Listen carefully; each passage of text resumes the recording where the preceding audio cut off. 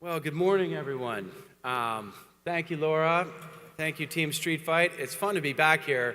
I haven't been to an event, a Street Fight event, in a couple of years, but some things never change, and certainly the effect of local people following around local people and keeping this industry somewhat of a small community is always fun. Who wants to talk about gas this morning? Yeah, that's what we're talking about, gas and convenience. Not exactly what you probably thought that you'd be hearing about at 9 o'clock in the morning, but I'm going to tell you a few things that you might know, some things you might suspect, and I hope a few things that you don't know about this crazy little industry in the gas and convenience world. But first, the obligatory blurb on GasBuddy. Anybody heard of GasBuddy, please? Yes? Great. Most people have heard of GasBuddy. A few strange facts on GasBuddy. This company is 17 years old now. I joined the company a year and a half ago. It's got an amazing community of consumers. We have over 70 million downloads. It's one of the original crowdsourced data platforms. Every day, 3 million consumers rate and review C-store or gas station and spot a gas price. Again, 3 million submissions on a daily basis. I think that still makes us one of the largest crowdsourced data platforms, certainly outpacing folks like Yelp and TripAdvisor and others that you might know of. In fact, in the travel category, we ranked number 3 in the most utilized application in the category, which again is a strange fact that you may not know. Our business is comprised of 2 and soon 3 different units. The first one is the consumer business that we monetize in all the usual ways: sponsorship, advertising, monetizing that consumer engagement. The second is we take all that consumer data and more, working with partners like Cubic, who'll be up here later today, and we put that into a business intelligence platform. And we sell that into the convenience and gas sector. So those retailers, we help inform them about their existing business and how they can acquire new customers, what they're doing right, what they're doing wrong. We allow them to respond to those consumer reviews, reward their loyal customers, promote their loyalty programs. We're about 120 people. I moved the headquarters to Boston. The company was originally founded in Canada, up in Saskatchewan, a place called Regina, Canada. I'm not kidding. Not Regina, Regina. This is a place. It is not nearby. It does take quite a while to get there. So thanks for listening to the obligatory GasBuddy blurb. I'm going to move on into the industry. So what's old is new. And what I mean by that is this on-demand industry is actually very, very old. A colleague of mine is here, Mark Coffey. He originally hails from Ireland. And even when he was a child, he said that everything was delivered to his house, including caramelized apples in the afternoon. The idea that a consumer needs to travel great distances to purchase and acquire things which they need on a daily basis is not new. What is new is how this is transformed. A couple little blurbs again on the convenience industry, which you might find noteworthy, which I certainly did, having no idea about what happens in this industry until a year and a half ago. I've met a number of wonderful families that actually still own and operate their stores and gas stations. Companies like Cumberland Farms and Wawa and Sheetz and Rutter's. These companies largely started out as dairy farmers. They had a farm, they had cows, they made milk, cheese. They started a store on a corner. People would walk by that store, and they would buy their milk. That turned into a convenience store.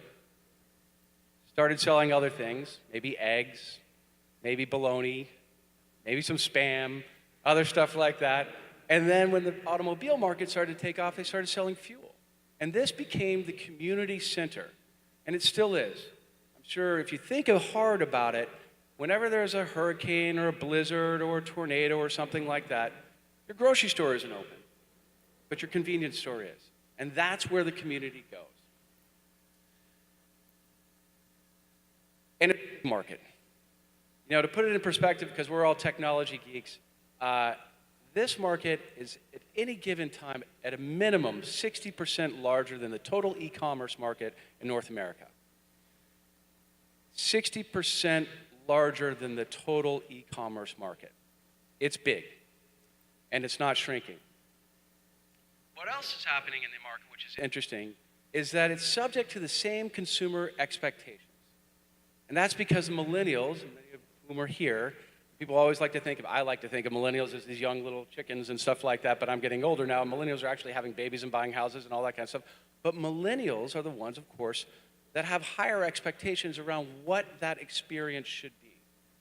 And they talk about it a lot. I don't need to talk to anybody here about that. But they're not just talking about it, they're using it. On any given week, an average American consumer visits a convenience store 1.5 times per week. And it's not just to buy lottery tickets and smokes. Those are the days of old. They're going there to eat prepared foods. They're going there to eat healthy food, things like bananas. Convenience stores actually sell more bananas than grocery stores. True. Convenience stores lag national grocery only by 2 percentage points. And they're getting better. And they're starting to take on QSR. It's a little bit of a fuzzy market because sometimes you'll go into a gas or C store and it will actually have a QSR in it, a Pizza Hut, a Dunkin' Donuts, or something like that. But you'll also see that they're preparing their own foods. And they're taking on that same QSR segment. We like to say that, in that world, a consumer wants to have the perfect pit stop. They want to go to one place. You're on a road trip, you want to stop, you want to fuel up, you want to get some food, you want a clean bathroom. And you want it fast. I'll talk about a little bit more about that in a second. But we all know, everyone in this room, that a consumer can impact your business in 140 characters, radically. We first witnessed this really with TripAdvisor. I was down in Costa Rica last year, and we went into the surf shop to get the surfboard. And on the counter, there was, please rate us on TripAdvisor. And I came back to the surf shop after a week with surfboards and stuff like that. And they tried to charge me for a ding in the surfboard. And I didn't ding it. My kids didn't ding it. And I said the ding was there. And he said, no, you've got to pay us, $30 or whatever for the ding in your surfboard. And I said, I'm going to ding you on TripAdvisor. He said, give me the surfboard. And that was it.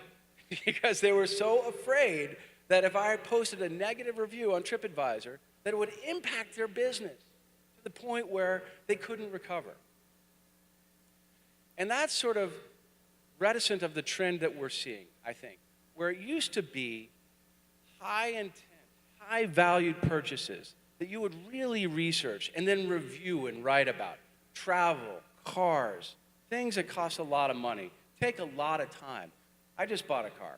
What a nightmare. I mean, you just always think that you're going to get fooled, and you got to research and research, and then do some more research, and then haggle and haggle and haggle, and then do a little bit more haggling. But that's changed. Now people talk about everything, down to high-frequency, low-intent purchases. Where are you going to fuel up? That's a high-frequency, low purchase, and every day we get 3 million people on GasBuddy that are reviewing their experience at a gas station. And what that tells me is that if you're a retailer, you don't own your brand anymore. You used to, and many still think that they do. But your consumer owns your brand. You own the experience. And that experience informs the consumer to help you create that brand. So your ability to speak with your constituency and your audience is more important than ever. This is not a message, by the way, that many retailers like to hear. I remember many, many years ago, I was trying to sell Anheuser-Busch some advertising. This was the early days of the internet. And Augie Busch, we went out St. Louis, met with Augie Busch. It was really pretty cool meeting. And he took the meeting. I think I was at ZDNet at the time.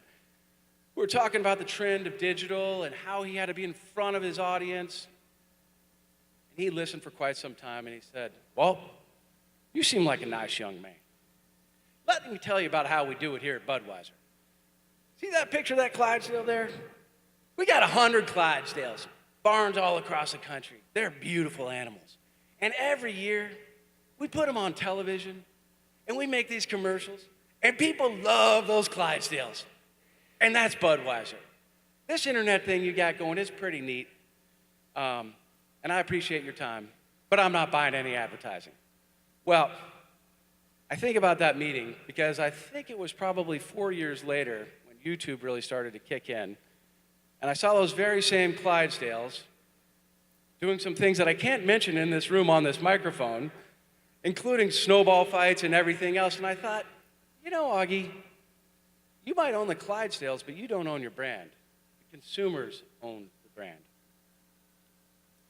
And so if you're a retailer, particularly in fuel, we all remember this. This is what it used to look like. Pretty bad. The hubcap with the key, you go into the bathroom, you think something's going to crawl out of the toilet and bite you. Your feet are all sticky on the floor. It's pretty bad.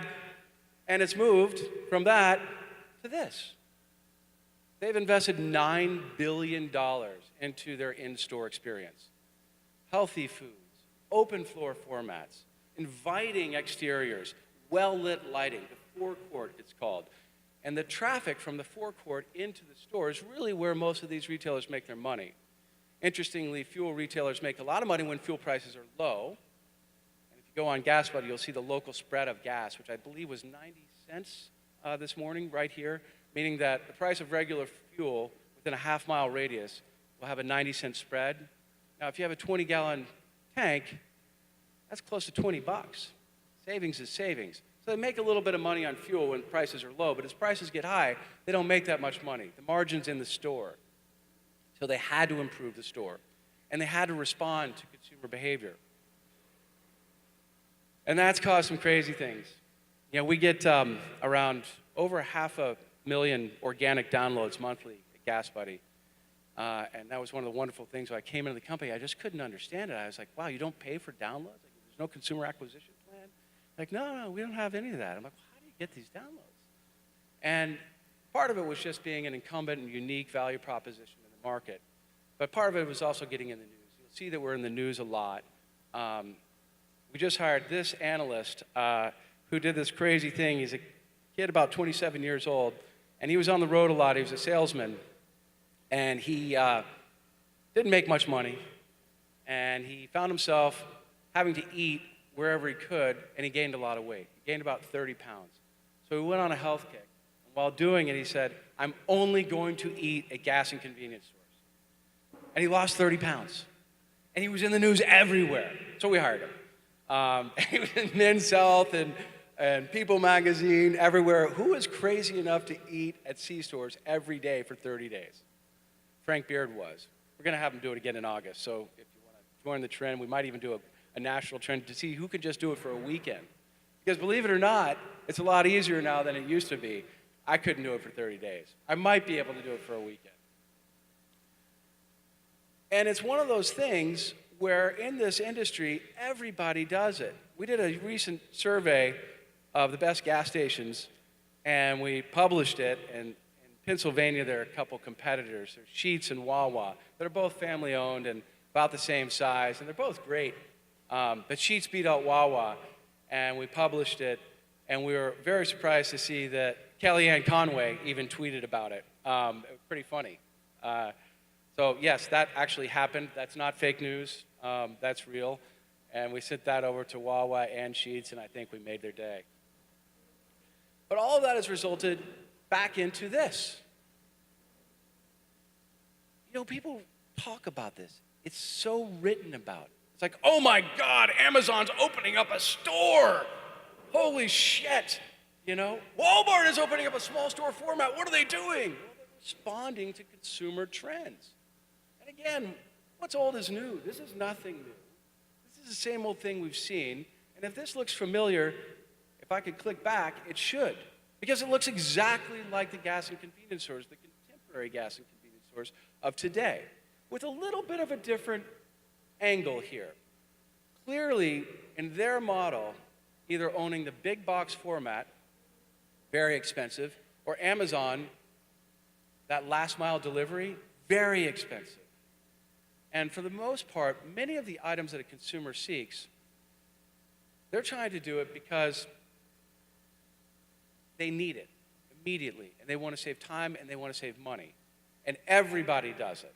Yes, Brittany, George, Holly, Ryan, everybody, you, me, everybody goes to the gas and convenience store. Did I say it's a big market? It's a huge market. 40 million tanks are filled on a daily basis. 160 million C-store visits on a daily basis. When you think about touching and consumer engagement, this is the highest frequency location in the industry, bar none. A little bit more about that location thing, and a little bit more about e-commerce and what's happening. You know, I've been playing this location game for a long time. We all have. It's fun. It's addictive. You kind of get into it, and the new technologies are really amazing. But at the end of the day, what you're trying to address is the simplicity of purchase, right, while also addressing the long-tail opportunity. How can I get the broadest level of supply down to a personalized basis with an individual consumer as quickly as possible? This is where it breaks down. Because if you're Amazon, or put yourselves in the shoes of a consumer, if you're a consumer and you want the 60-inch plasma screen, but you don't want to drive to Best Buy because that's 20 miles away, and it's going to take 2 to 3 hours of your time. But you've read the reviews, you know the price is okay on Amazon, and you just want to purchase it. Can you wait a day? Sure.